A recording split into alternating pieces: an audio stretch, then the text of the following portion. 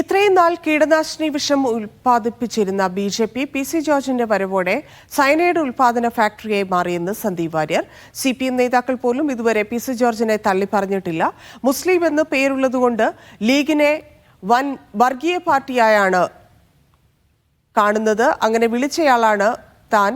എന്നാൽ ഇപ്പോൾ അതിൽ സത്യമില്ലായിരുന്നു എന്ന് മനസ്സിലാകുന്നുണ്ടെന്ന് സന്ദീപ് വാര്യർ പറഞ്ഞു.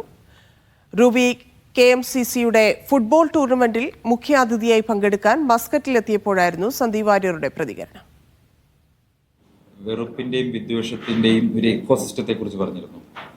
ആ ഇക്കോസിസ്റ്റത്തിനകത്തുനിന്ന് ഉൽപ്പാദിപ്പിക്കുന്നത് എപ്പോഴും വെറുപ്പിന്റെയും വിദ്വേഷത്തിന്റെയും രാഷ്ട്രീയം മാത്രമായിരിക്കും. അത് പുറത്തേക്ക് വമിപ്പിക്കുന്നതും വെറുപ്പും വിദ്വേഷവുമായിരിക്കും. ആന്തരികമായിട്ട് പരസ്പരവും വെറുപ്പും വിദ്വേഷവുമായിരിക്കും.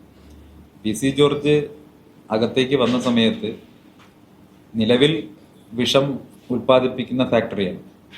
അവിടെ ഉൽപ്പാദിപ്പിച്ചിരുന്നത് എന്താ പറയുക, നമ്മുടെ കീടനാശിനി ടൈപ്പ് വിഷമായിരുന്നെങ്കിൽ പി.സി. ജോർജ് കൂടി വന്നതോടുകൂടി സൈനൈഡ് കൂടി ഉൽപ്പാദിപ്പിക്കാൻ തുടങ്ങിയിരിക്കുകയാണ്. അതാണിപ്പോൾ അവിടെ സംഭവിച്ചിട്ടുള്ളത്. അപ്പോൾ കൂടുതൽ ആ വിഷം കൂടുതൽ കരുത്താർജിച്ചിരിക്കുകയാണ് അതിനകത്ത്. പക്ഷേ എനിക്ക് മനസ്സിലാകാത്തത് ഇപ്പോൾ മണിക്കൂർ എത്രയായി അല്ലേ? മണിക്കൂറുകൾ എത്ര പിന്നിട്ടു, എത്ര ദിവസം കഴിഞ്ഞു? കേരളത്തിൻ്റെ ആഭ്യന്തര വകുപ്പ് എന്താ ചെയ്യുന്നത്? എന്തുകൊണ്ടാണ് ശക്തമായിട്ടുള്ള നടപടിയെടുക്കാൻ ഈ ദിവസം വരെ സാധിക്കാതെ പോയത്? പലപ്പോഴും മുസ്ലിം ലീഗിനെ വർഗീയ പാർട്ടി എന്ന് വിളിക്കുന്നതിൽ മുൻപന്തിയിൽ നിന്നിട്ടുള്ള ആളാണ് ഞാൻ. മുസ്ലിം ലീഗിന്റെ വർഗീയ പാർട്ടി എന്ന് വിളിക്കുന്നതിന് ഞങ്ങൾ കണ്ടെത്തിയിട്ടുള്ള ന്യായീകരണം പേരിൽ മുസ്ലിം ഉണ്ട് എന്നുള്ളതായിരുന്നു. പക്ഷെ ഞാൻ പറഞ്ഞല്ലോ, നമ്മളൊരു പക്ഷത്ത് നിന്ന് ചിന്തിക്കുന്ന സമയത്ത്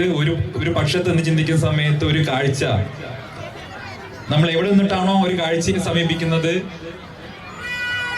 നമുക്ക് ആ രീതിയിൽ മാത്രമേ അതിനെ നോക്കിക്കാണാൻ സാധിക്കുള്ളൂ. മറ്റൊരു കോണിൽ നിന്ന് അതേ കാഴ്ചയെ നോക്കിക്കാണുമ്പോഴാണ് നമ്മൾ നേരത്തെ കണ്ടതല്ല, കുറച്ചുകൂടി വ്യത്യസ്തമാണ് കാഴ്ചകൾ, അതിന്റെ സത്യം മറ്റൊന്നാണ് നമുക്ക് ബോധ്യപ്പെടുകയുള്ളൂ.